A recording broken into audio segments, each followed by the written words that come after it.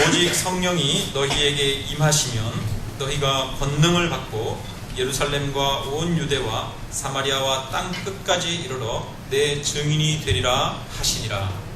아멘. 네, 오늘 우리 말씀을 전해 주실 분은 지난번에 한번 저희 교회에 오셨었는데요. 또 선교적 교회 사역을 하시면서 우리 이도영 목사님과 같이 교제하시고 여러 가지 활동들을 많이 하시는 교수님이십니다. 장신대학 교수님으로 섬기고 계시고 또 도시공동체 연구소장으로 섬기고 계시는 송석환 교수님 나오셔서 말씀을 전해주시겠습니다. 나오실 때 크게 박수를 환영해 주시기 바랍니다.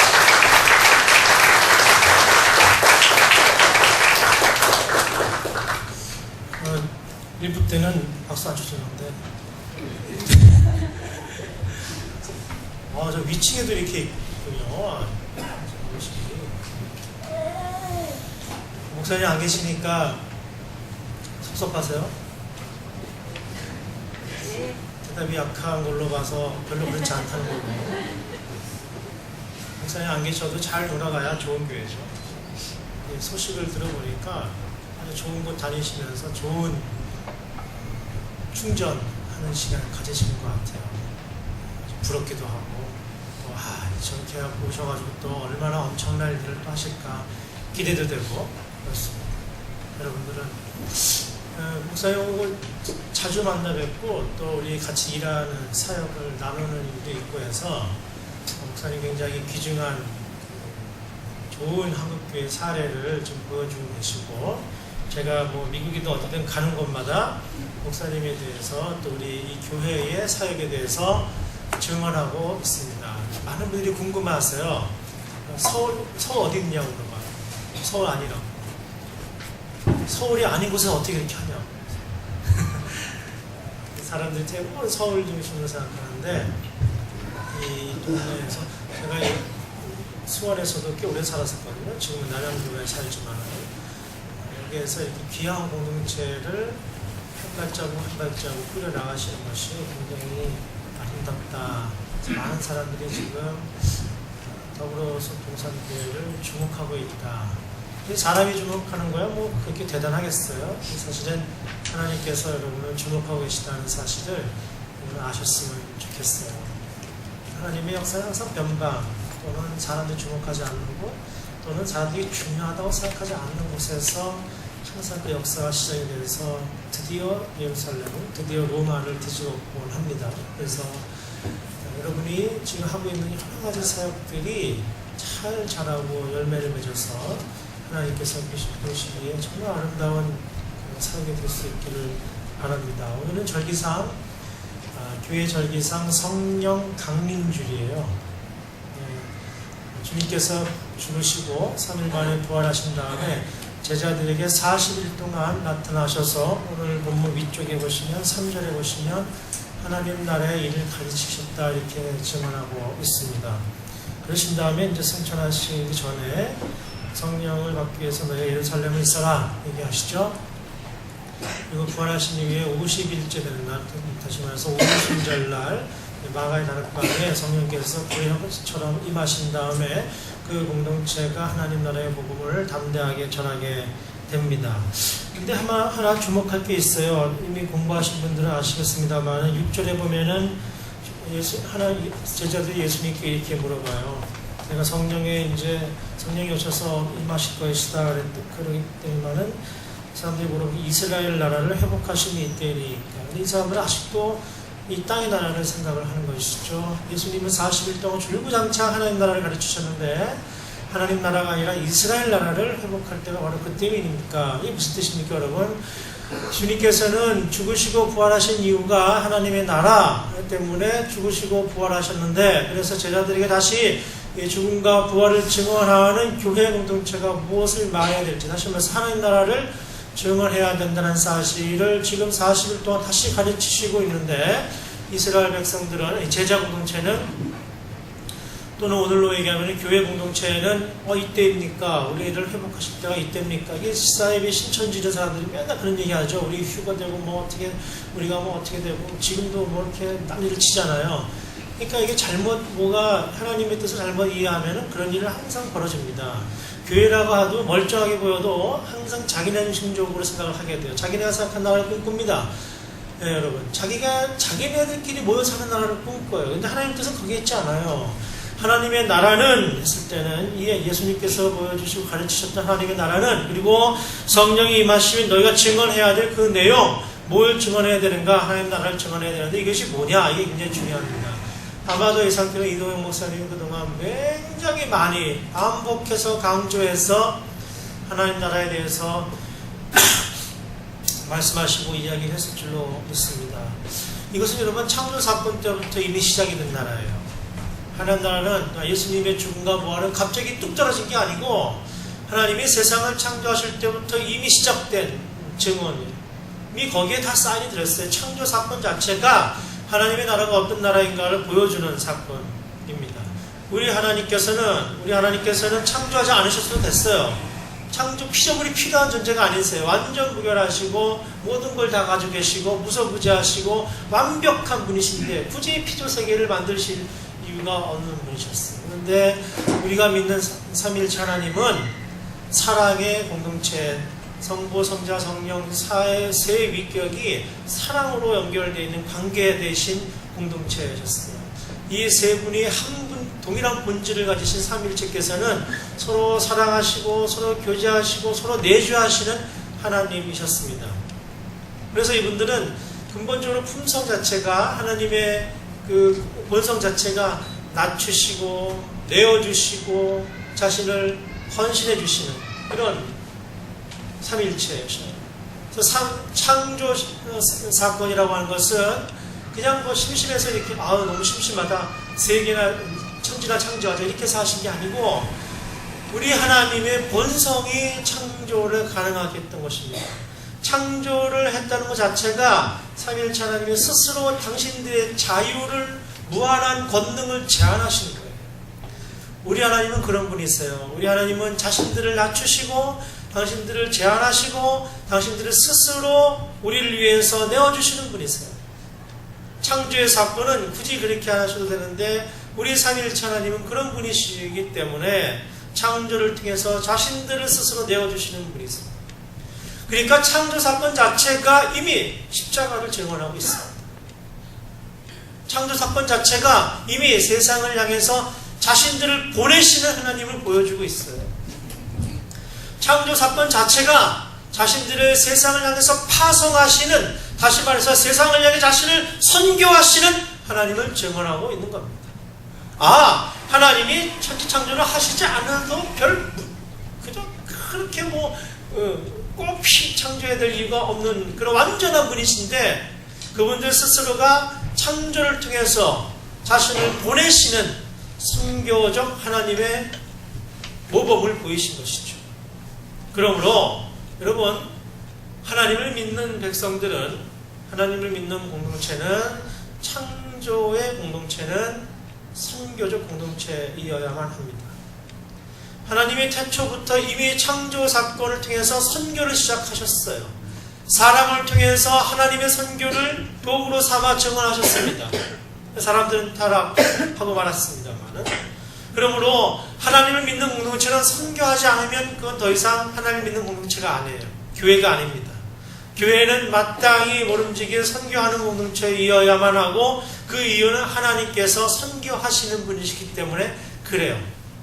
그분이 선교하시는 하나님이셨기 때문에 천지를 만드셨고 무수히 많은 예언자들을 보내셨고 급기야 독생자를 보내셨고 급기야 교회 공동체를 세우셔서 하나님의 나라의 일을 증언케 하셨습니다. 그러니까 천지 창조의 사건은 다시 말해서 하나님의 나라를 증언하는 사건입니다. 우리가 만약에 교회라면, 우리가 만약에 하나님이 있는 백성들의 공동체라면 그 공동체는 필연적으로 선교하는 공동체이어야만 합니다. 그 상징을 우리가 창세기 12장을 통해서 처음 볼 수가 있어요. 아브라함을 부르시는 사건이죠. 아브라함은 그 당시에 하란에서 아버지 데라가 죽은 후에 모든 가설의 책임을 지고 큰 가족을 이루고 부족을 이루고 그 다음에 많은 재산을 가지고 있었고 많은 사람들에게 부러워하는 그런 칭송받고 자기 땅을 가지고 있었던 그런 신은 아주 그 동네의 부자였을 것이라고 학자들은 판단을 하고 있습니다. 사실 부족한 게 없어요. 그 자체로 감사하고 기쁨이 넘치는 그런 시절을 보내고 있었어요. 이제 자식이 없는 게 좀 그렇지만 당시에 부족국가 현현 공동체이기 때문에 뭐 동생이든 조카든 누구든 다 자식이 있으면 다 같은 자식이에요. 부족함이 없는 상태였습니다. 이제 좀 있으면 곧 다시 조상의 세계로 돌아갈 때를 기다리면서 조용히 살고 있었던 때에 하나님께서 한 70세 정도에 찾아오셨던 것이죠. 내 친척 본토 아비의 집을 떠나라. 아니 70세에 이게 웬 말입니까? 그리고 주시는 약속이 더 황당해요. 내가 지시할 땅으로 가라. 내가 너에게 큰 민족을 이루게 하고 땅을 주겠다. 하나님 지금 저에게 이미 부족이 있고 이미 내 땅도 있고 내 재산도 있습니다. 뭐 그게 무슨 대단한 약속이 될 수가 없어요. 새로 땅을 주겠다니 아니 굳이 여기서 일곱을 또 떠나라고 하다니 그럴 이유가 없죠. 떠나라고 하시죠. 제 친척 본토 아비집을 그 편안하고 안락한 것을 지금 내가 누리고 있는 것 자랑할 것들 그거 놓고 왜 가라는 건지 기껏해서 가다고 했더니 그 약속이 땅을 주겠고 민족을 이루게 하겠다. 그걸 이미 있는데 왜 가라고 하나. 아브라함이 고민을 했을 것 같아요. 순종을 했습니다. 하나님의 뜻은 이렇죠. 그건 네 거고 그 땅과 그 재산과 그 백성들은 네 거고 내가 주겠다고 하는 것은 내 거다. 내가 너를 통해서 내 것을 증언하게 보이겠다. 내 땅을 주겠고 내 약속을 주겠고 내 백성들을 너에게 맡기기 원한다. 이것이 하나님의 목적이었습니다. 태초 사건 자체가 하나님 자신을 보내는 사건이었는데 이제 아브라함을 이 온 인류 가운데 보내셔서 대표 선수로 삼아 보내셔서 이제 하나님의 선교의 사건을 다시 증언하려고 하시는 것이죠. 아브라함은 순종했습니다. 그리고 하나님께서 지시할 그 땅으로 나아가기 시작을 했습니다.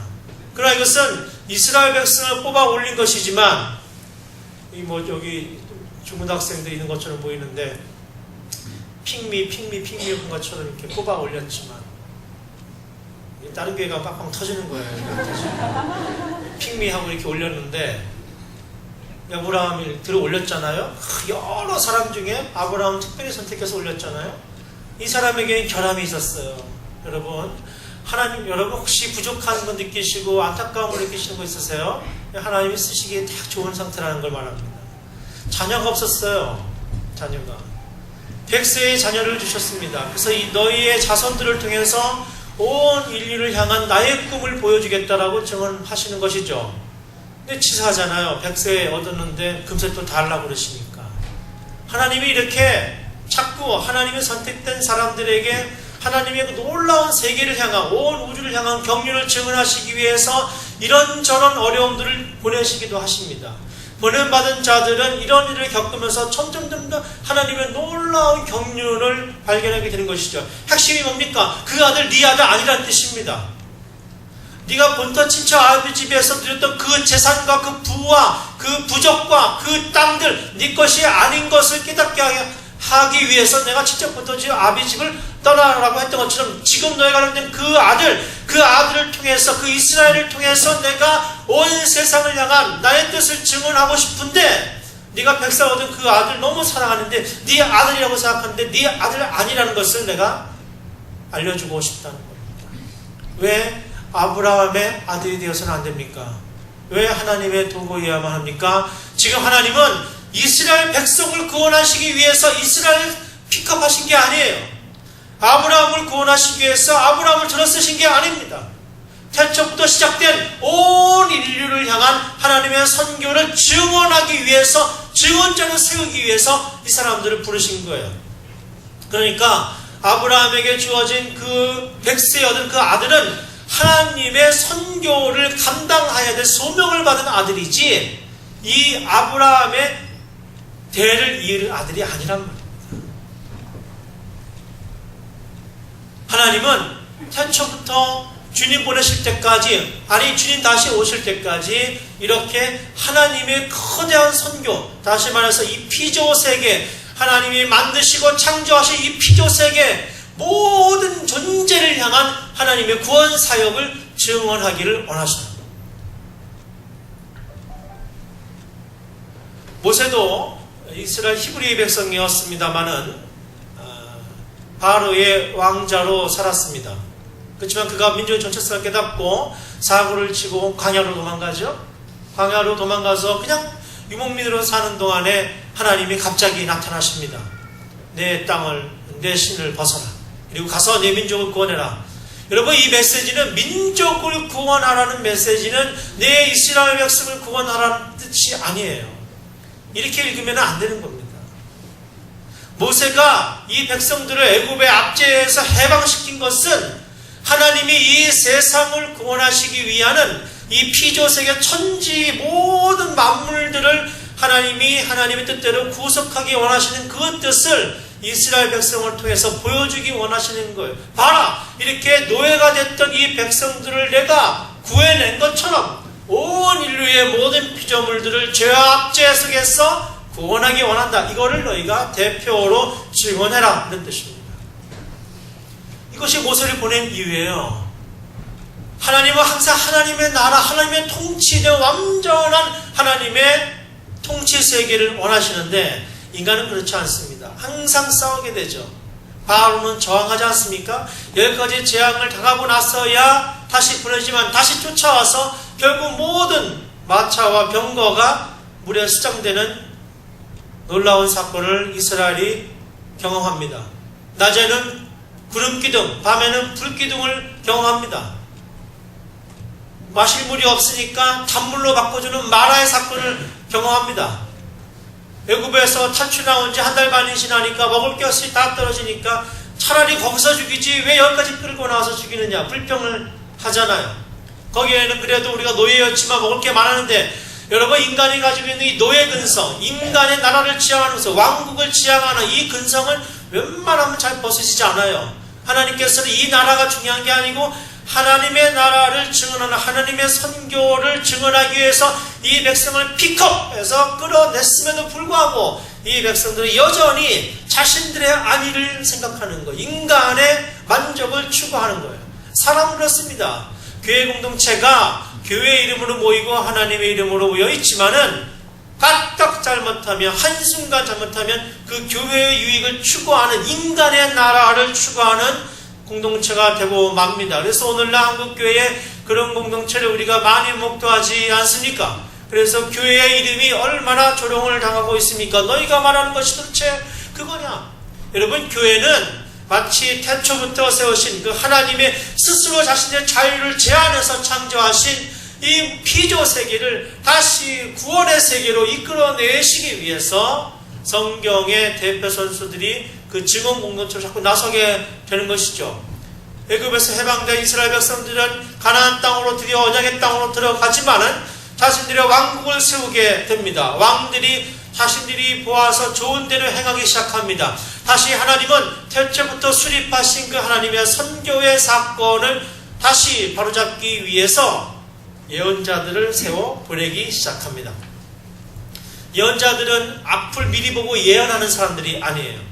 예언자들은 무당들이 아닙니다. 예언자들은 나비, 하나님의 말을 대언하는 사람들이었어요. 하나님이 원하시는 선교라고 하는 것은 이런 거다. 나 외에는 다른 신을 섬기지 말라. 이래서 다른 신을 섬기는 사람 싹 죽이라는 뜻이 아니에요. 너희들이 믿는 그 하나님을, 유일하신 신이신 그 하나님이 어떤 하나님인지를 증언하라는 뜻입니다.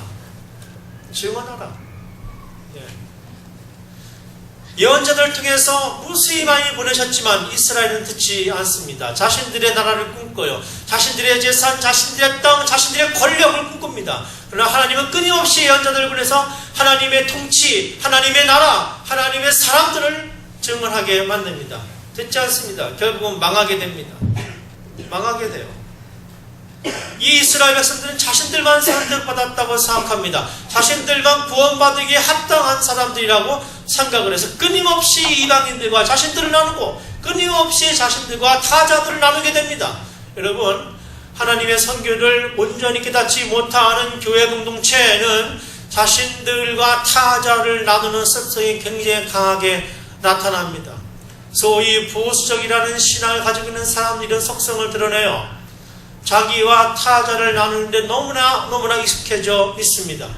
여러분, 하나님의 선교는 그렇지 않아요. 굳이 잘 먹고 잘 사는 아브라함을 뽑아서 하나님의 선교의 도구로 선택한 이유는 온 인류를 향한 선택이었습니다. 여러분, 노예 생활에 있는 이스라엘을 뽑아 올려서 광야의 길로, 해방의 길로 나가게 했던 그 이유는 온 인류를 향한 하나님의 약속을 성취하기 위한 그 놀라운 섭리 가운데 있는 사건이었습니다. 그러나 이스라엘은 듣지 않아 여전히 가나안 땅에 들어서 자신들의 것, 자신들의 재산, 자신들의 민족을 중요시합니다. 이것을 틀렸다고 말해요. 그래서 포로로 끌려가지 않았습니까? 급기야 하나님은 이들에게 스스로 내려오시기를 결정하십니다. 창조의 사건이 무슨 의미인지를 모르니까, 못 알아들으니까 자꾸 자신들의 바벨탑을 쌓아놓고 그 안에 구원이 있다고 생각하니까 그것이 아니라고 가르쳐 주시기 위해서 스스로 이 땅에 내려오시는, 스스로 육신을 입고 내려오시는 결단을 하게 되셨던 것이죠. 자신들의 자유를 제한해서 천지를 만드신 것도 부족해서 이제 드디어 본래는 하나님과 동일한 본체이셨으나 자기를 하나님과 동등대 여기지 아니하시고 자기를 비워 종의 형체를 가져 육신을 입고 이 땅에 우리 주님께서 내려오셨습니다. 주님께서 내려오셔서 하나님 나라가 어떤 나라인지를, 왜 하나님께서 천지를 창조하셨는지를, 왜 하나님께서 끊임없이 파송하시고 보내셔서 급기야 자기 스스로 이 땅에 내려오셔서 하나님의 나라를 증언하는지를 잘 보여주셨습니다. 우리 주님께서 증언하신 하나님 나라는 여러분 공부하셔서 다 아시겠지만은 하나님의 통치가 이루어지는 나라였습니다. 기적과 이사가 많이 나타나고 오병이어가 나타나는 그런 놀라운 사건도 있었지만 그 모든 사건이 사실은 하나님 나라가 어떤 나라인지를 보여주고 증언하는 나라였어요. 그래서 우리 주님은 처음부터 끝까지 하나님의 자신을 보내신, 자신을 세상에 파송하신 그 하나님의 선교적 목적을 이루기 위해서 끝까지 쉬지 않으시고 일하셨습니다. 그 예수님께서 보여주신 그 일들을 통해서 우리는 하나님께서 원하시는 하나님의 나라의 선교라는 게 어떤 거구나를 명확하게 알 수가 있어요. 그분은 죽으시고 부활하신 뒤에도 그 제자들에게 배반당하고 도망가고 못 알아듣고 끝까지 못 알아듣는 그 제자들에게 다시 40일 동안 하나님의 나라를 가르치셨습니다. 그러나 여전히 이스라엘 나라를 회복할 때가 이때입니까? 로마로부터 독립하는 날이 바로 그때입니까? 이렇게 묻습니다. 하나님의 나라는 이 지상의 나라가 아니었죠. 우리 주님께서는 그 뜻을 말씀하신 게 아니죠. 인간의 지상의 나라, 이스라엘 나라가 아니라 하나님께서 태초부터 지으시고 만드셨던 그 놀라운 온 우주와 온 피조물을 향한 그 하나님의 선교를 말씀하시는 거였는데 제자들은 여전히 알아듣지 못했습니다. 인간의 눈으로 생각했습니다. 자신들의 나라가 회복되면 그것이 하나님의 뜻을 이루는 것이라고 생각을 했던 것이죠. 주님께서 말씀하십니다. 성령이 임하시면 이런 일들이 일어날 것이다. 그때가 시는 우리가 모른다. 그런데 하나님의 나라는 성령이 임하시면 너희가 알게 될 것이다. 이런 말씀을 하셨어요. 우리는 여러 가지로 하나님의 나라에 대한 하나님의 선교에 대한 증언을 많이 보게 됩니다. 이것을 잘 모르면 오늘 교회 공동체들이 자신들을 위한 일들을 하면서 선교를 하고 있다는 착각에 빠지게 됩니다. 우리가 많은 걸 할 수가 있어요. 구제도 할 수 있고 봉사도 할 수 있고 또 무슨 여러 가지 다양한 시민 활동도 할 수가 있습니다. 그러나 그리스도의 부활과 그리스도의 죽음과 부활을 증언하지 않는 교회는 교회가 아닙니다. 그리스도의 죽음과 부활을 증언하는 공동체야만이 진정한 교회 공동체라고 말할 수 있습니다. 그런데 그리스도의 죽음과 부활 자체가 중요한 게 아니고 그 죽음과 부활이 우리에게 무엇을 말하고 있냐가 중요해요.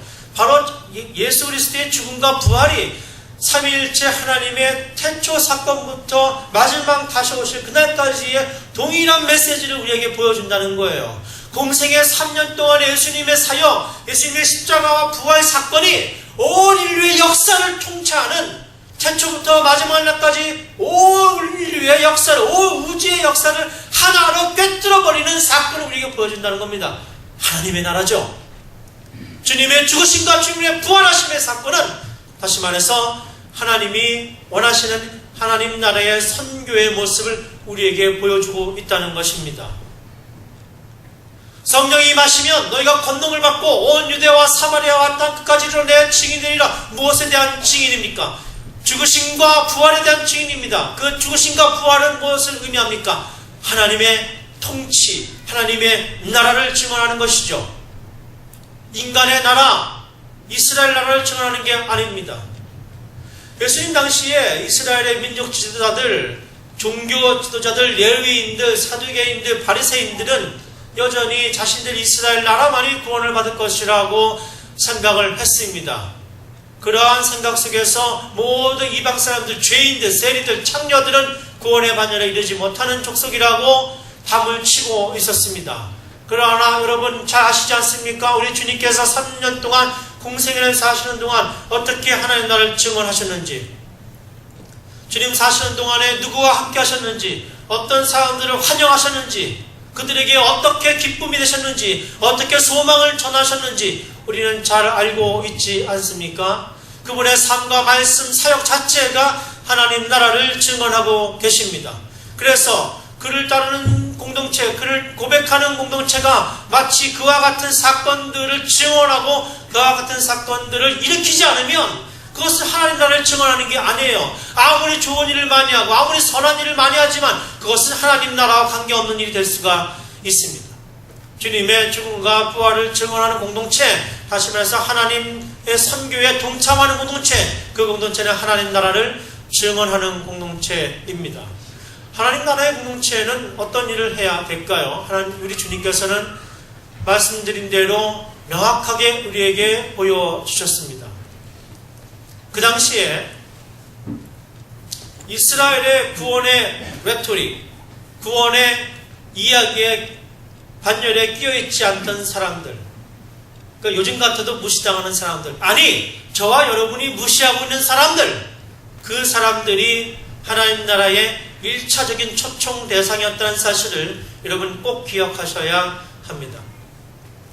그래서 처음 된 자가 나중되고 나중된 자가 먼저 될 것이라고, 그래서 잔치에 초청받은 사람들이 오지 않으니 귓가에 가서 아무나 불러와서 그들에게 잔치에 참여하라고, 너희들도 천국에 들어가지 않지만 다른 사람들도 천국에 들어가지 못하게 만들고 있다고 당시의 종교 공동체, 유대교 공동체에게 신랄한 비판을 했던 주님이 아니십니까? 주여 주여 하는 자마다 그 나라에 들어갈 수 없을 것이라고 말하지 않으셨습니까? 너희가 방언도 하고 예언도 하지만 다 피할 것이고 내가 마지막 날에 너희를 모른다라고 말할 것이다라고 주님께서 무서운 말씀을 하지 않으셨습니까?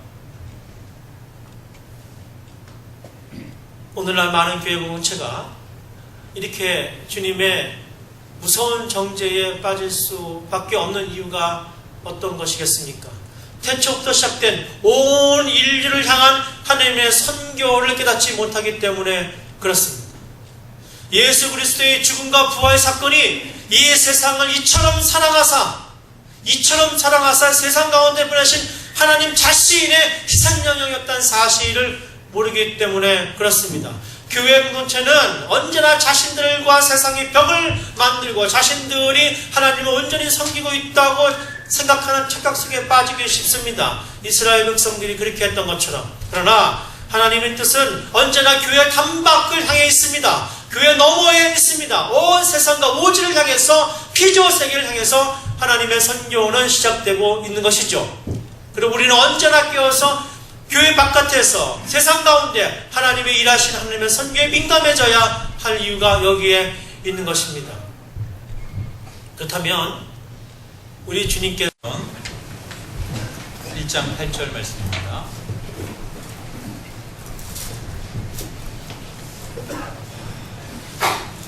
오늘 오늘 우리에게 주시는 하나님의 말씀은 사도행전 1장 1절 말씀입니다. 제가 이렇게 드리겠습니다. 오직 성령이 너희에게 임하시면 너희가 권능을 받고 예루살렘과 온 유대와 사마리아와 땅 끝까지 이르러 내 증인이 되리라 하시니라. 아멘. 네, 오늘 우리 말씀을 전해 주실 분은 지난번에 한번 저희 교회에 오셨었는데요. 또 선교적 교회 사역을 하시면서 우리 이도영 목사님과 같이 교제하시고 여러 가지 활동들을 많이 하시는 교수님이십니다. 장신대학 교수님으로 섬기고 계시고 또 도시공동체 연구소장으로 섬기고 계시는 송석환 교수님 나오셔서 말씀을 전해 주시겠습니다. 나오실 때 크게 박수를 많이 해주시면 좋겠습니다.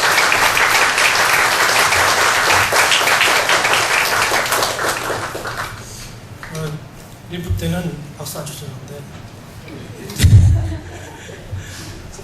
저 위층에도 이렇게 있군요.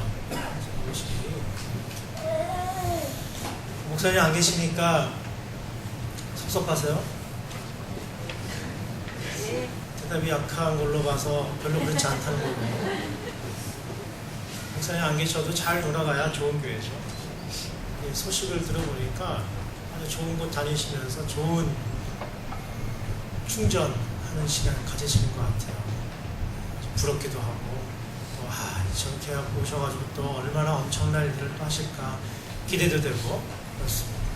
여러분들은 목사님 오고 자주 만나 뵙고 또 우리 같이 일하는 사역을 나누는 일도 있고 해서 목사님 굉장히 귀중한 좋은 한국교회 사례를 지금 보여주고 계시고, 제가 미국이든 어디든 가는 곳마다 목사님에 대해서 또 우리 이 교회의 사역에 대해서 증언하고 있습니다. 많은 분들이 궁금해하세요.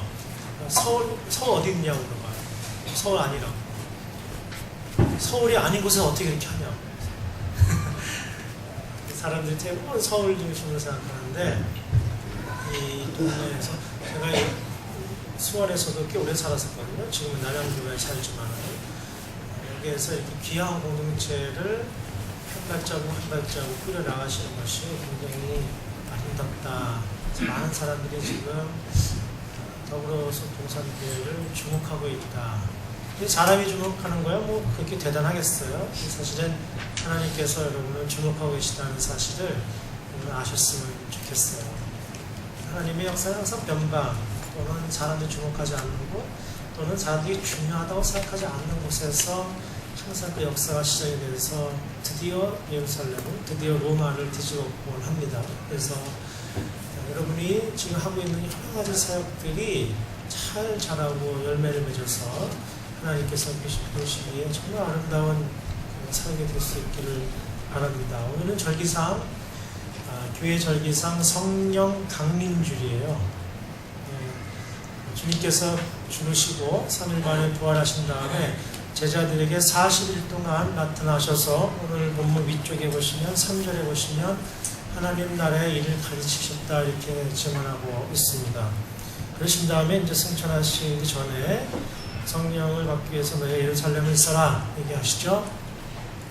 그리고 부활하신 이후에 50일째 되는 날, 다시 말해서 오순절날 마가의 다락방에 성령께서 불의처럼 임하신 다음에 그 공동체가 하나님 나라의 복음을 담대하게 전하게 됩니다.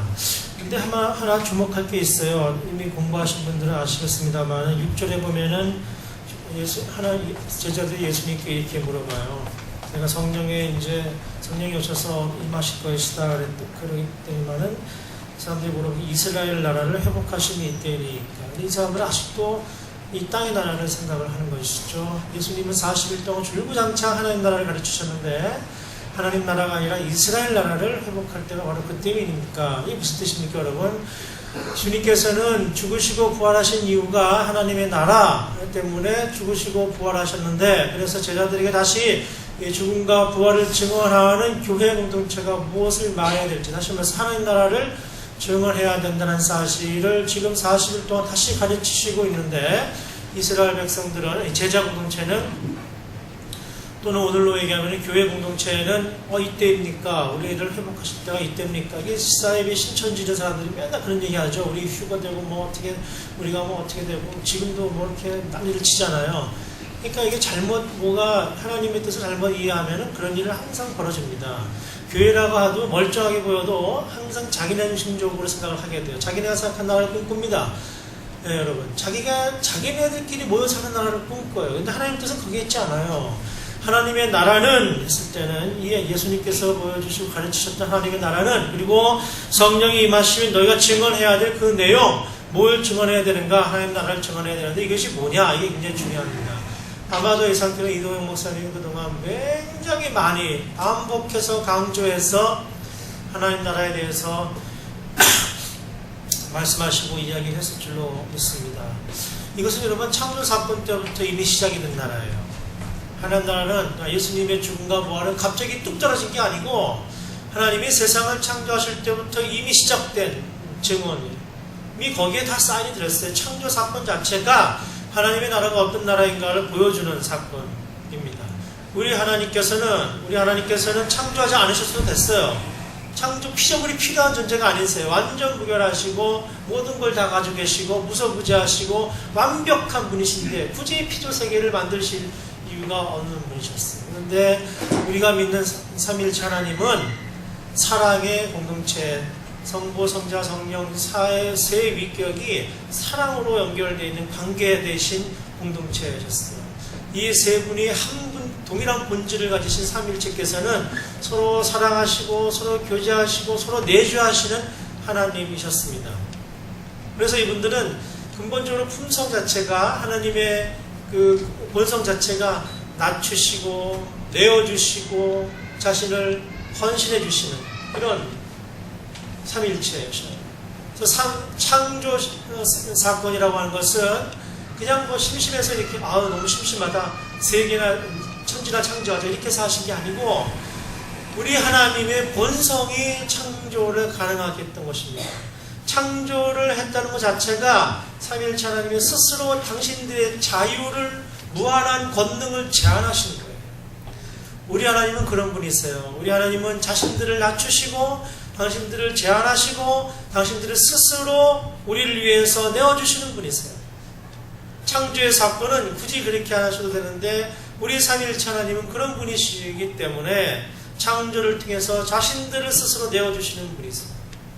그러니까 창조 사건 자체가 이미 십자가를 증언하고 있어요. 창조 사건 자체가 이미 세상을 향해서 자신들을 보내시는 하나님을 보여주고 있어요. 창조 사건 자체가 자신들의 세상을 향해서 파송하시는, 다시 말해서 세상을 향해 자신을 선교하시는 하나님을 증언하고 있는 겁니다. 하나님이 천지창조를 하시지 않아도 그저 그렇게 꼭 창조해야 될 이유가 없는 그런 완전한 분이신데 그분들 스스로가 창조를 통해서 자신을 보내시는 선교적 하나님의 모범을 보이신 것이죠. 그러므로 여러분, 하나님을 믿는 백성들은, 하나님을 믿는 공동체는, 창조의 공동체는 선교적 공동체이어야만 합니다. 하나님이 태초부터 이미 창조 사건을 통해서 선교를 시작하셨어요. 사람을 통해서 하나님의 선교를 도구로 삼아 증언하셨습니다. 사람들은 타락하고 말았습니다만은. 그러므로 하나님을 믿는 공동체는 선교하지 않으면 그건 더 이상 하나님을 믿는 공동체가 아니에요. 교회가 아닙니다. 교회는 마땅히 모름지기 선교하는 공동체이어야만 하고 그 이유는 하나님께서 선교하시는 분이시기 때문에 그래요. 그분이 선교하시는 하나님이셨기 때문에 천지를 만드셨고 무수히 많은 예언자들을 보내셨고 급기야 독생자를 보내셨고 급기야 교회 공동체를 세우셔서 하나님의 나라의 일을 증언케 하셨습니다. 그러니까 천지 창조의 사건은 다시 말해서 하나님의 나라를 증언하는 사건입니다. 우리가 만약에 교회라면, 우리가 만약에 하나님이 있는 백성들의 공동체라면 그 공동체는 필연적으로 선교하는 공동체이어야만 합니다. 그 상징을 우리가 창세기 12장을 통해서 처음 볼 수가 있어요. 아브라함을 부르시는 사건이죠. 아브라함은 그 당시에 하란에서 아버지 데라가 죽은 후에 모든 가설의 책임을 지고 큰 가족을 이루고 트라이벌 부족을 이루고 그 다음에 많은 재산을 가지고 있었고 많은 사람들에게 부러워하는 그런 칭송받고 자기 땅을 가지고 있었던 그런 신은 아주 그 동네의 부자였을 것이라고 학자들은 판단을 하고 있습니다. 사실 부족한 게 없어요. 그 자체로 감사하고 기쁨이 넘치는 그런 시절을 보내고 있었어요. 이제 자식이 없는 게 좀 그렇지만 당시에 부족국가 현현 공동체이기 때문에 뭐 동생이든 조카든 누구든 다 자식이 있으면 다 같은 자식이에요. 부족함이 없는 상태였습니다. 이제 좀 있으면 곧 다시 조상의 세계로 돌아갈 때를 기다리면서 조용히 살고 있었던 때에 하나님께서 한 70세 정도에 찾아오셨던 것이죠. 내 친척 본토 아비의 집을 떠나라. 아니 70세에 이게 웬 말입니까? 그리고 주시는 약속이 더 황당해요. 내가 지시할 땅으로 가라. 내가 너에게 큰 민족을 이루게 하고 땅을 주겠다. 하나님 지금 저에게 이미 부족이 있고 이미 내 땅도 있고 내 재산도 있습니다. 그게 무슨 대단한 약속이 될 수가 없어요. 새로 땅을 주겠다니 아니 굳이 여기서 일곱을 또 떠나라고 하다니 그럴 이유가 없죠. 떠나라고 하시죠. 제 친척 본토 아비집을 그 편안하고 안락한 곳을 지금 내가 누리고 있는 것 자랑하는 것들 그거 놓고 왜 가라는 건지 기껏해서 가자고 했더니 그 약속이 땅을 주겠고 민족을 이루게 하겠다. 그걸 이미 있는데 왜 가라고 하나. 아브라함이 고민을 했을 것 같아요. 순종을 했습니다. 하나님의 뜻은 이렇죠. 그건 네 거고 그 땅과 그 재산과 그 백성들은 네 거고 내가 주겠다고 하는 것은 내 거다. 내가 너를 통해서 내 것을 증언하게 보이겠다. 내 땅을 주겠고 내 약속을 주겠고 내 백성들을 너에게 맡기기 원한다. 이것이 하나님의 목적이었습니다. 태초 사건 자체가 하나님 자신을 보내는 사건이었는데 이제 아브라함을 이 온 인류 가운데 보내셔서 대표 선수로 삼아 보내셔서 이제 하나님의 선교의 사건을 다시 증언하려고 하시는 것이죠. 아브라함은 순종했습니다. 그리고 하나님께서 지시할 그 땅으로 나아가기 시작을 했습니다. 그러나 이것은 이스라엘 백성을 뽑아 올린 것이지만 여기 중고등학생들 있는 것처럼 보이는데 핑미 한 것처럼 이렇게 뽑아 올렸지만 다른 교회가 빵빵 터지는 거예요. 핑미하고 이렇게 올렸는데 아브라함이 들어 올렸잖아요. 여러 사람 중에 아브라함 특별히 선택해서 올렸잖아요. 이 사람에게는 결함이 있었어요. 여러분 혹시 부족한 거 느끼시고 안타까움을 느끼시는 거 있으세요? 하나님이 쓰시기에 딱 좋은 상태라는 걸 말합니다. 자녀가 없었어요. 자녀가 100세의 자녀를 주셨습니다. 그래서 이 너희의 자손들을 통해서 온 인류를 향한 나의 꿈을 보여주겠다라고 증언하시는 것이죠. 근데 치사하잖아요. 100세 얻었는데 금세 또 달라고 그러시니까. 하나님이 이렇게 자꾸 하나님의 선택된 사람들에게 하나님의 그 놀라운 세계를 향한 온 우주를 향한 경륜을 증언하시기 위해서 이런저런 어려움들을 보내시기도 하십니다. 보냄받은 자들은 이런 일을 겪으면서 점점 더 하나님의 놀라운 경륜을 발견하게 되는 것이죠. 핵심이 뭡니까? 그 아들 네 아들 아니라는 뜻입니다. 네가 본토 친척 아버지 집에서 누렸던 그 재산과 그 부와 그 부적과 그 땅들 네 것이 아닌 것을 깨닫게 하기 위해서 내가 친척 본토 아버지 집을 떠나라고 했던 것처럼 지금 너희가 가는 그 아들을 통해서 그 이스라엘을 통해서 내가 온 세상을 향한 나의 뜻을 증언하고 싶은데 네가 백살 얻은 그 아들 너무 사랑하는데 네 아들이라고 생각하는데 네 아들 아니라는 것을 내가 알려주고 싶다는 겁니다. 왜 아브라함의 아들이 되어서는 안 됩니까? 왜 하나님의 도구여야만 합니까? 지금 하나님은 이스라엘 백성을 구원하시기 위해서 이스라엘을 픽업하신 게 아니에요. 아브라함을 구원하시기 위해서 아브라함을 들어 쓰신 게 아닙니다. 태초부터 시작된 온 인류를 향한 하나님의 선교를 증언하기 위해서 증언자를 세우기 위해서 이 사람들을 부르신 거예요. 그러니까 아브라함에게 주어진 그 100세에 얻은 그 아들은 하나님의 선교를 감당해야 될 소명을 받은 아들이지 이 아브라함의 대를 이을 아들이 아니란 말입니다. 하나님은 태초부터 주님 보내실 때까지, 아니 주님 다시 오실 때까지 이렇게 하나님의 거대한 선교, 다시 말해서 이 피조 세계, 하나님이 만드시고 창조하신 이 피조 세계 모든 존재를 향한 하나님의 구원 사역을 증언하기를 원하십니다. 모세도 이스라엘 히브리 백성이었습니다마는 바로의 왕자로 살았습니다. 그렇지만 그가 민족의 정체성을 깨닫고 사고를 치고 광야로 도망가죠. 광야로 도망가서 그냥 유목민으로 사는 동안에 하나님이 갑자기 나타나십니다. 내 땅을, 내 신을 벗어라. 그리고 가서 내 민족을 구원해라.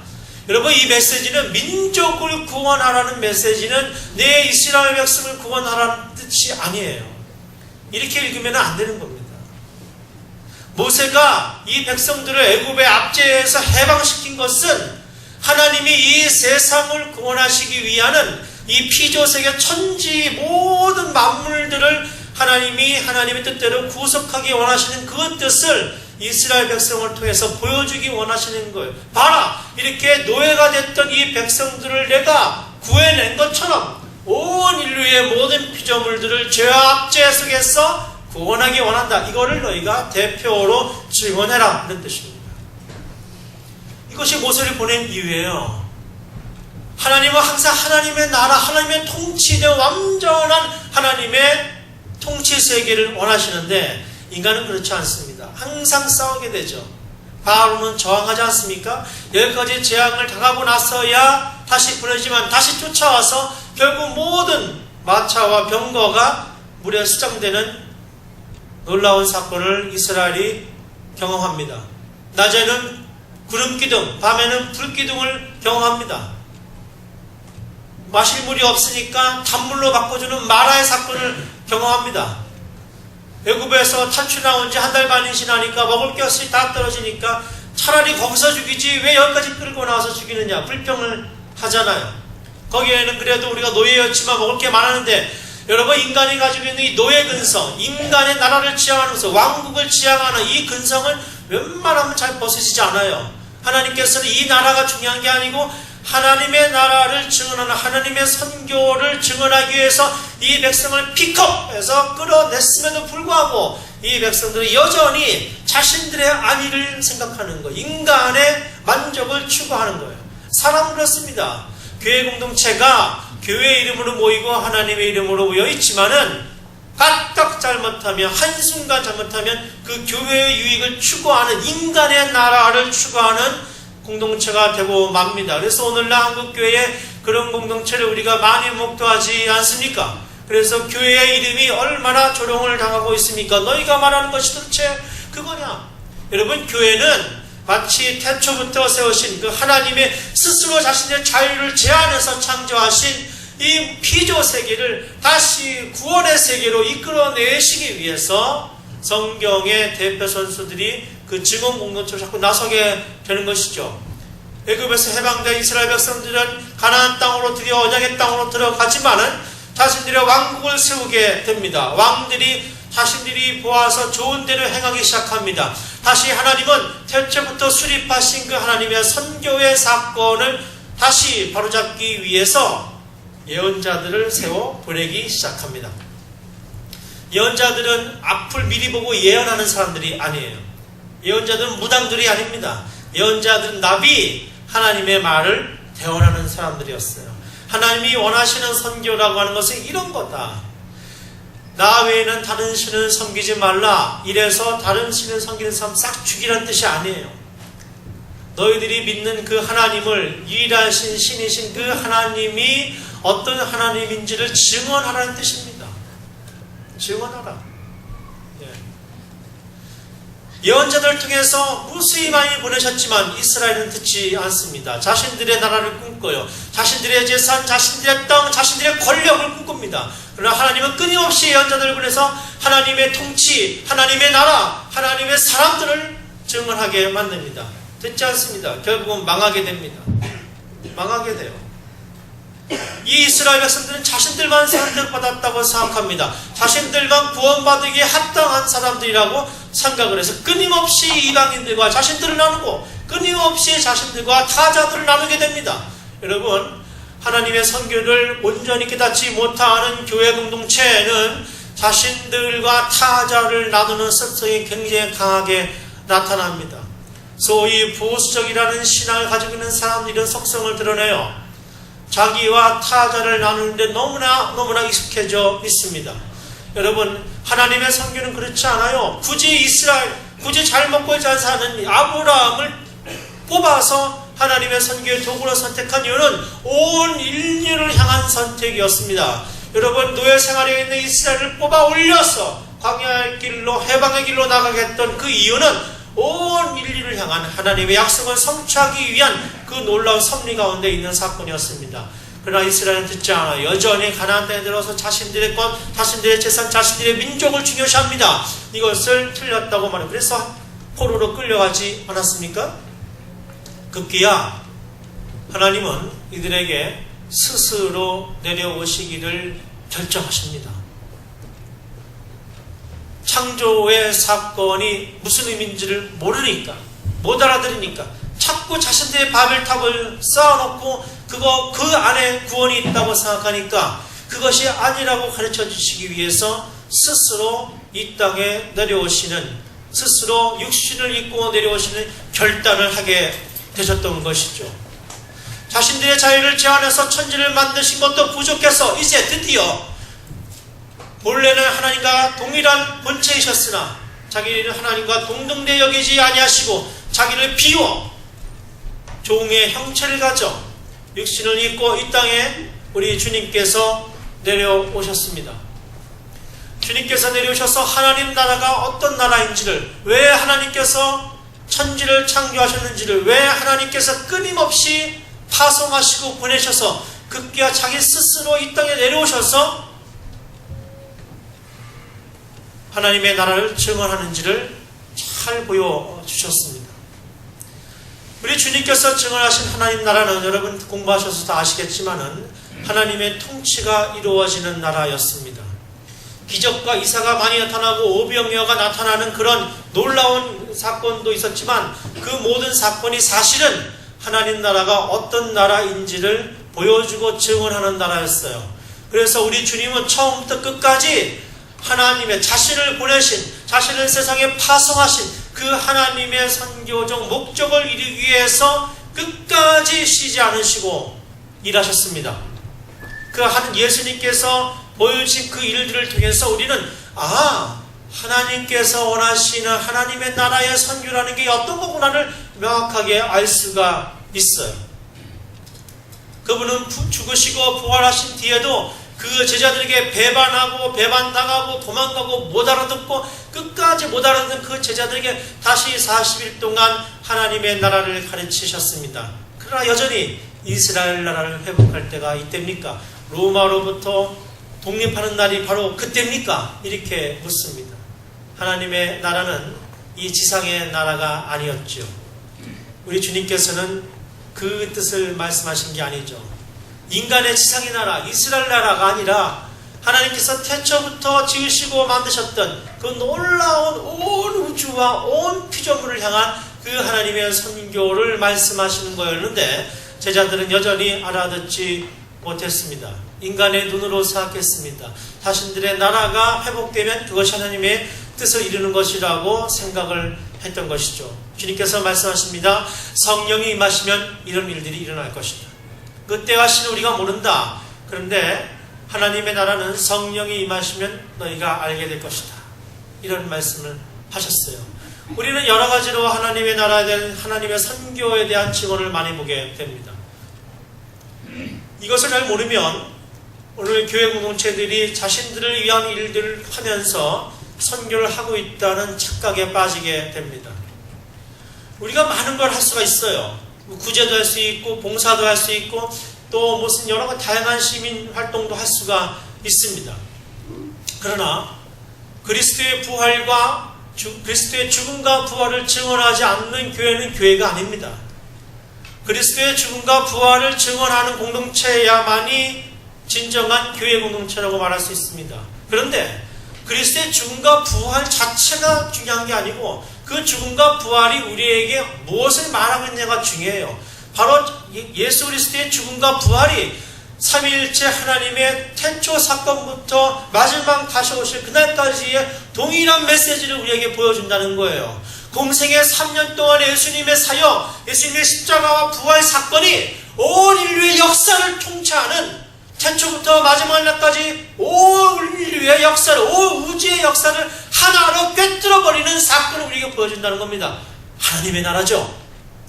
주님의 죽으심과 주님의 부활하심의 사건은 다시 말해서 하나님이 원하시는 하나님 나라의 선교의 모습을 우리에게 보여주고 있다는 것입니다. 성령이 임하시면 너희가 권능을 받고 온 유대와 사마리아와 땅 끝까지 이르러 내 증인되리라. 무엇에 대한 증인입니까? 죽으심과 부활에 대한 증인입니다. 그 죽으심과 부활은 무엇을 의미합니까?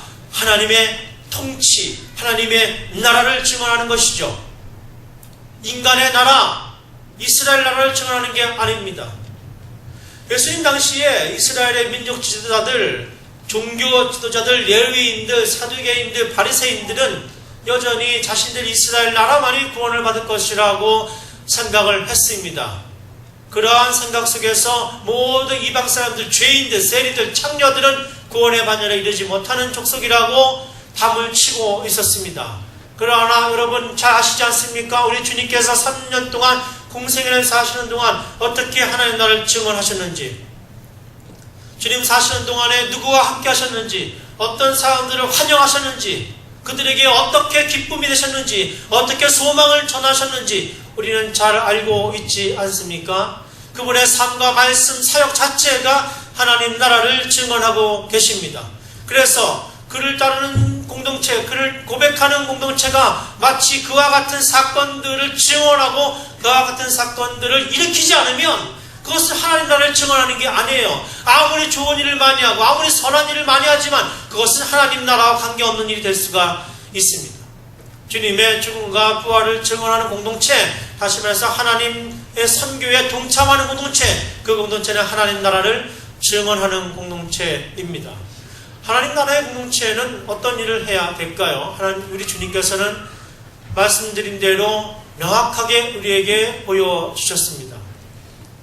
그 당시에 이스라엘의 구원의 레토릭, 구원의 이야기에 반열에 끼어있지 않던 사람들, 그러니까 요즘 같아도 무시당하는 사람들, 아니 저와 여러분이 무시하고 있는 사람들, 그 사람들이 하나님 나라의 1차적인 초청 대상이었다는 사실을 여러분 꼭 기억하셔야 합니다.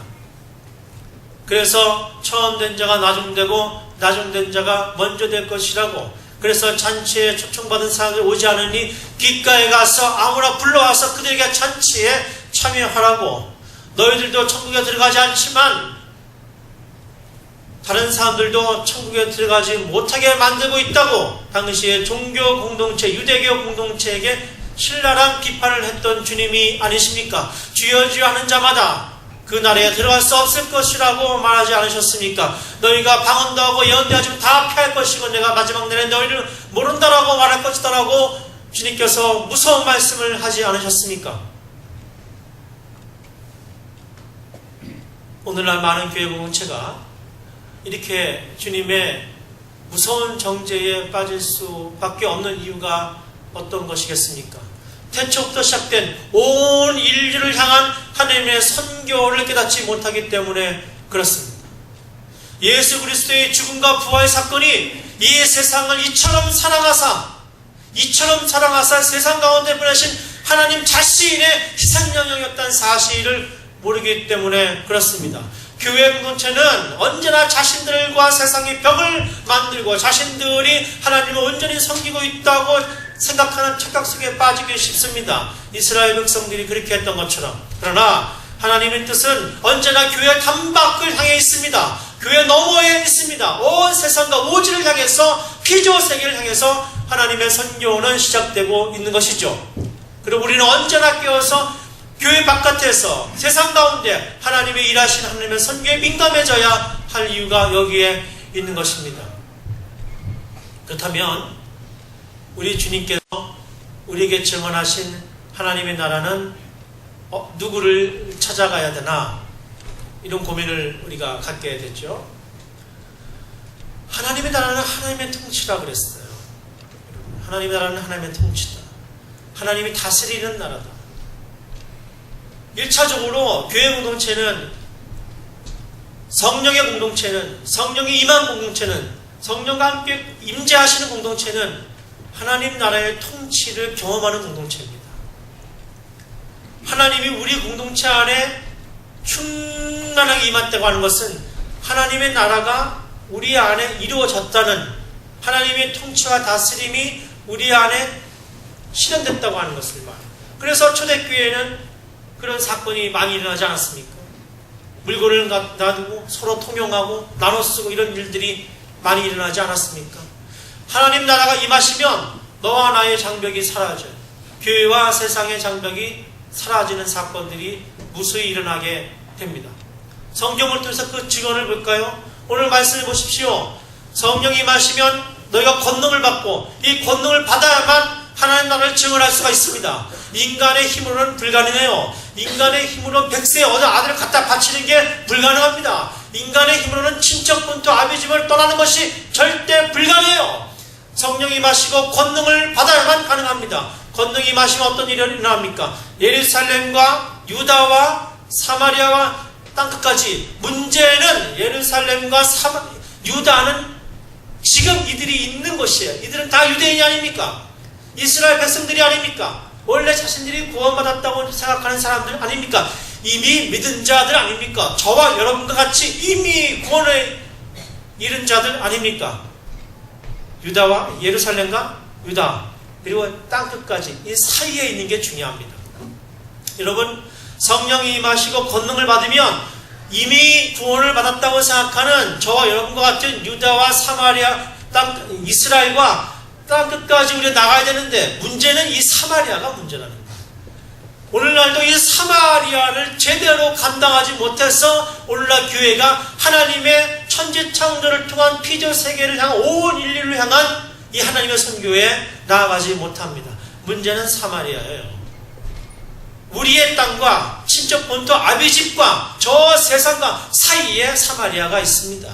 오늘날 교회와 저 온 인류를 향한 모든 족속과 사이에 사마리아가 존재합니다. 사마리아는 어떤 존재입니까? 사람의 힘으로 극복하기 어려운 땅입니다. 성령의 권능이 있어야만 사마리아는 극복이 가능한 땅입니다. 여러분, 공생의 3년 동안, 주님의 공생의 동안에 사마리아와 관련된 이야기가 두 가지가 등장합니다. 하나는 선한 사마리아인의 비유죠. 여러분 다 아시죠? 강도 만난 사람이 있었습니다. 유대 종교 지도자들은 다, 서기관들은 다 지나치고 말죠. 그러나 그들과 원수 지냈던 BC 7세기경에 이스라엘 백성들이 포로를 가게 됩니다. 그 식민지를 감당하고 있었던 바벨론이 남아있던 이스라엘 사람들과 이방 민족하고 결혼을 시켜요. 그래서 피가 섞이게 되죠. 이 사람들이 다시 돌아오게 됩니다. 돌아와서 이 사람들은 순수한 혈통을 지켰는데 너희들이 왜 다른 민족과 함께 더불어 살았느냐. 그리고 이 사람들을 배척합니다. 이 사람들이 바로 사마리아 사람들이에요. 피가 섞였다. 우리는 순수 혈통이다. 이런 거죠. 그래서 유다와 이스라엘 사람들은 이 사마리아 사람들을 아주 멸시하고 살았습니다. 바로 이 사마리아 사람이, 유다 사람이 강도 만난 사람을 들치었고 여관으로 가지 않았습니까? 누가 너희의 이웃이냐? 너희는 누구의 이웃이 되어줄 것이냐? 여러분, 하나님의 선교는 도저히 함께할 수 없는 사람들, 도저히 수용할 수 없는 사람들, 원수됐던 사람들, 그러나 고통 가운데, 고독 가운데, 어려움 가운데 있는 사람들, 그 사람들을 수용하고 받아들이는 겁니다. 수용하고 받아들이는 겁니다. 거기에는 인종도 없고 종교도 없어요. 우리와 종교가 다르다고 해서 배척하거나 죽일 이유가 없습니다. 여러분, 중세시대에 기독교의 나라였습니까? 그들은 그것이 하나님의 나라라고 착각했어요. 그러나 그렇지 않았습니다. 로마 중세시대에 교황도 있고 신부들도 다 있었지만 그들이 범한 범죄는 크게 달했습니다. 자신들의 권세를 가지고 땅을 가지고 심지어는 성적인 타락을 경험하면서 그들의 나라를 만들어 갔습니다. 십자군 전쟁을 벌이지 않았습니까? 우리와 그들을 나누는 종교가 다르다는 이유 때문에 그들을 다 쳐 죽여야 된다고 생각하는 이런 발상을 갖게 되지 않았습니까? 하나님 나라는 그런 나라가 아닙니다. 하나님 나라를 인간의 나라로 바꾼 역사는 항상 그렇게 타자를 멸시하고 죽여온 역사였어요. 기독교의 이름으로, 신앙의 이름으로, 종교의 이름으로 다른 사람을 멸시하고 배제하는 행위는 결코 하나님의 나라의 선교가 될 수가 없습니다. 우리 주님은 창녀도 사랑하셨고 민족 반역자라고 손가락질을 받고 있었던 세리도 환영하셨습니다. 키가 작아 업신여겼던 삭개오도 환영하셨고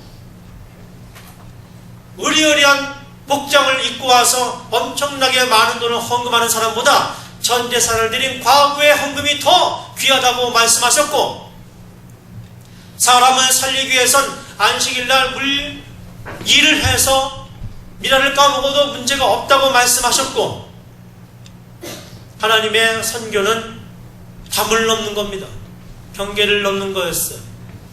또 하나의 사마리아의 사건은 여러분 잘 아시는 대로 주님께서 사마리아 여인에게 물을 달라고 했던 사건입니다.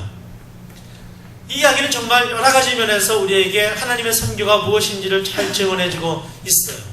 사람들의 눈을 피해서 다 낮잠을 자는 시간에 뜨거운 땡볕에 물을 길러 나온 창녀가 아니었습니까? 주님은 그녀의 인생을 다 알고 있었어요. 여러분, 우리가 한 사람을 우리의 형제로 받아들인다는 거, 한 사람 우리의 자녀로 받아들인다는 거 어떤 겁니까? 여러분, 그 사람이 그리스도인이 됐기 때문에 받아들이는 게 아니에요. 그 사람을 받아들인다고 하는 것은, 그 사람의 이웃이 되어준다고 하는 것은 그 사람의 전 존재를, 그 사람의 살아온 인생을 받아들이고 용납한다는 뜻입니다. 사랑하는 사람이 연애를 하고 결혼하는데 한 3개월, 요즘 빨라졌대요. 3개월 정도 지나면 이런 인간이었어? 이런 사람이었어 내가? 이랬단 말이야 당신이? 요즘엔 사랑도 빨라가지고 충분히 그 사람에 대한 충분한 이해가 없이 사랑을 하게 돼서 그런 일들이 있는지 모르겠습니다. 여러분, 결혼이라고 하는 것은 어떤 겁니까? 그 사람이 살아온 인생 자체를 내가 용납하고 받아들이는 거예요. 그래서 간혹 마음에 안 드는 구석이 있어도 그 인생을 내가 받아들이기 때문에 용서하고 함께 가는 것이죠. 사마리아 여인은 아주 기구하고 복잡한 인생을 살아온 여인입니다. 주님께서 그 인생을 불쌍히 여기셨어요. 국리히 여기셨어요. 네가 내가 누군지 알았더라면 나에게 물을 달랬을 것이다. 그렇습니까?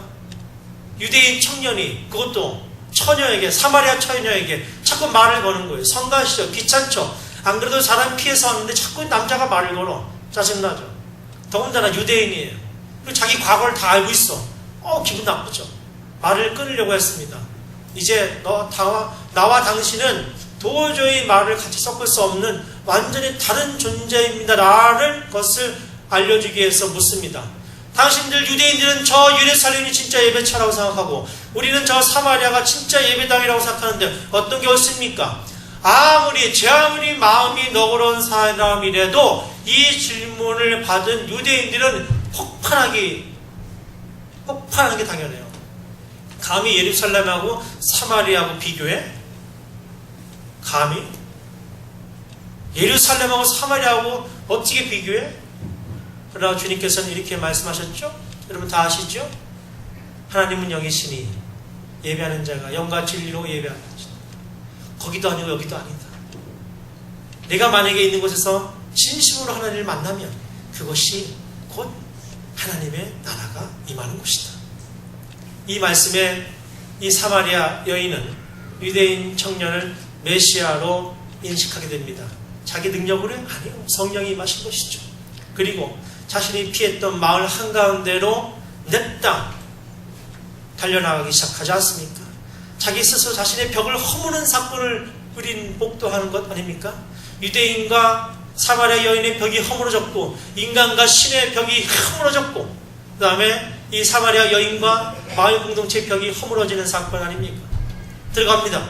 내가 메시아를 만났다. 와서 들어보라. 메시아를 만났다. 마을 사람들이 모두 주님께 몰려옵니다. 우리 마을에 좀 머물러 주십시오. 그리고 주님이 다시 길을 떠나실 때 마을 사람들이 증언하지 않습니까?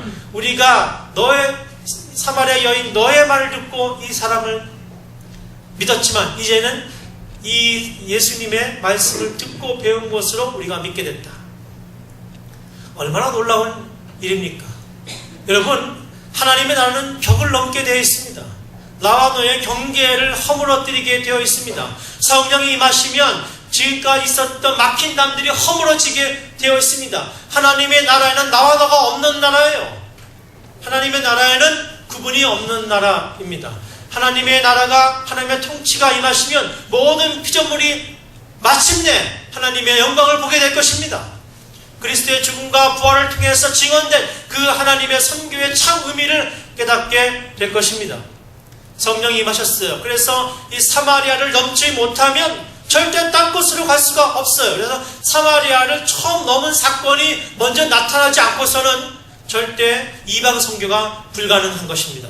그래서 최초의 스테반 사건이 일어난 후에 박해가 시작됩니다. 박해가 시작된 이후에 어떤 사건이 일어납니까? 물론 그 전에 이 성경에서 증언하는 대로 예루살렘과 유다, 여기에서 베드로의 설교 사건이 일어나죠. 회당에 잡혀가죠.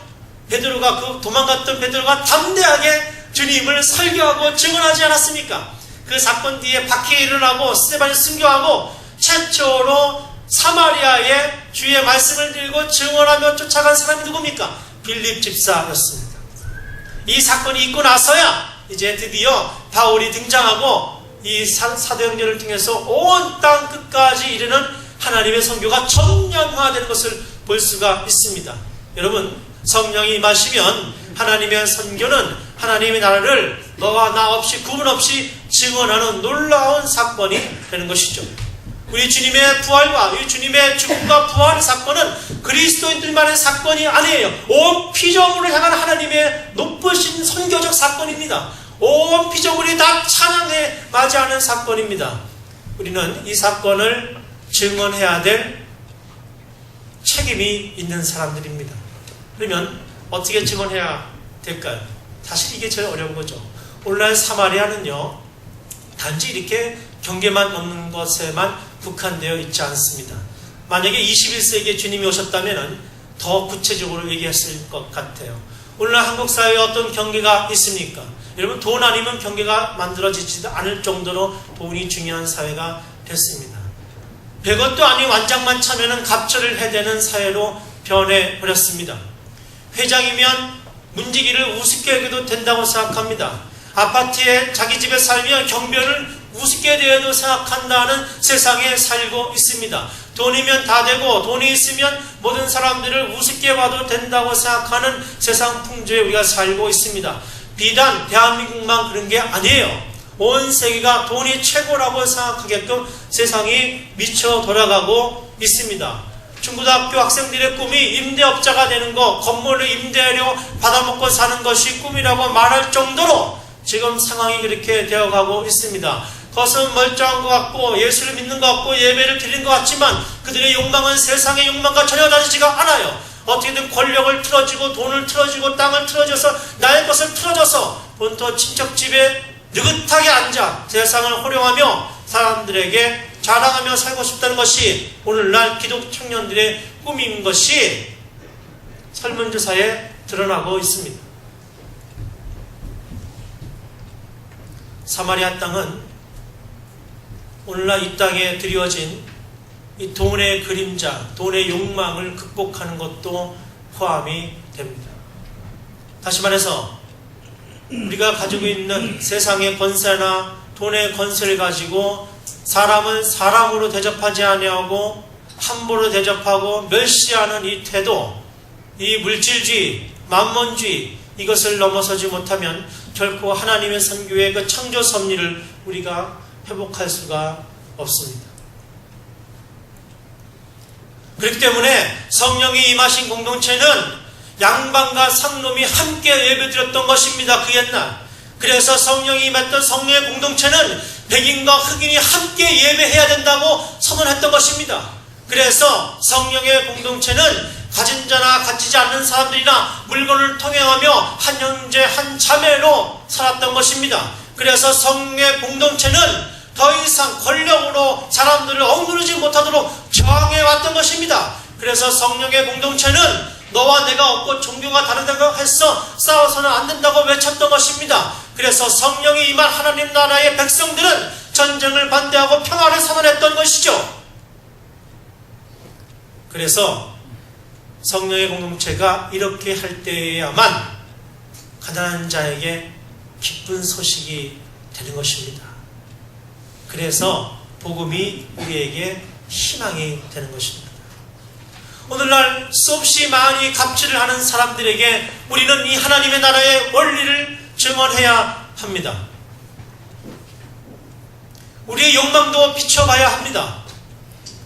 어떻게 하면 사자와 어린아이들이 함께 놀 수 있을까요? 하나님의 나라는 그런 나라라고 하는데 어떻게 하면 힘을 가진 사람과 힘을 갖지 않은 사람들이 함께 공존할 수 있을까요? 어떻게 하면 남과 북이 서로 화해하고 이제 하나의 형제자매로 하나님을 섬기게 될까요? 어떻게 하면 이스라엘과 팔레스타인이 더 이상 싸우지 않게 될까요? 어떻게 하면 기독교인들과 저 IS 중동의 이스라엘 사람들이 싸우지 않게 될까요? 자신들의 신의 이름으로 사람을 무참히 죽이지 않게 될까요? 여러분, 이것이 교회가 이 세상에서 감당해야 될 하나님 나라의 놀라운 선교입니다.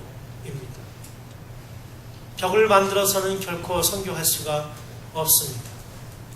사람들이 만들어 놓은 그 벽을 넘어서 세상을 향해서 나아가지 않고서는 선교적 공동체가 될 수가 없습니다. 성령의 공동체가 될 수가 없습니다. 성령이 임하신 공동체는 차별을 철폐합니다. 타인을 배제하지 않습니다. 우리 아이들도 벌써 왕따를 당연한 것으로 받아들이고 있어요. 그것은 그 사람이 무능력 때문이라고 생각하고 있는 것이 상식입니다. 심지어 교사들조차 그렇게 말하는 것을 들었습니다. 자기가 잘해야 된다고 말합니다. 여러분, 이런 세상에 우리가 동의할 수 없습니다. 하나님의 나라는 그런 질서를 허용하지 않습니다. 더불어서 동산교회 성령의 공동체는 사람들이 만들어 놓고 돈이 만들어 놓고 권력이 만들어 놓은 모든 담을 허물고 사마리아인에게 다가가셨던 우리 주님처럼 항로 만난 자들에게, 무식한 어부들에게, 힘없는 자들에게, 손가락질 받는 이 시대의 죄인들에게, 이 시대의 나약한 사람들을 향해서 문을 개방하고 마음을 열고 성령을, 하나님 나라를 증언하는 공동체가 되어야 합니다. 그럴 때만 이 공동체가 하나님께서 쓰임받는 선교적 공동체가 될 수가 있습니다. 화성 봉담의 위치에서 아름다운 성령의 공동체의 소문을 온 나라에 퍼뜨리는 귀한 역사가 있기를 소망합니다.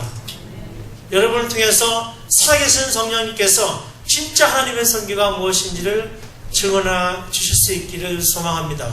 그래서 여러분 주위에 있는 가난한 자들, 소망이 없는 자들, 절망한 사람들, 고통받는 사람들, 살 이유가 없다고 생각하는 사람들에게 분명한 소망과 기쁨과 감사를 전해 주실 수 있기를 바랍니다. 그러자면 여러분, 저와 여러분이 먼저 하나님 나라를 살아내야만 합니다. 100살 때 얻은 아들을 바치는 용기를 가져야만 합니다. 지금 우리에게 주신 우리의 것들을 하나님의 것이라고 선언하는 용기가 필요합니다. 그러면 우리를 통해서 하나님의 새로운 역사를 시작하실 걸로 믿습니다. 기도하겠습니다.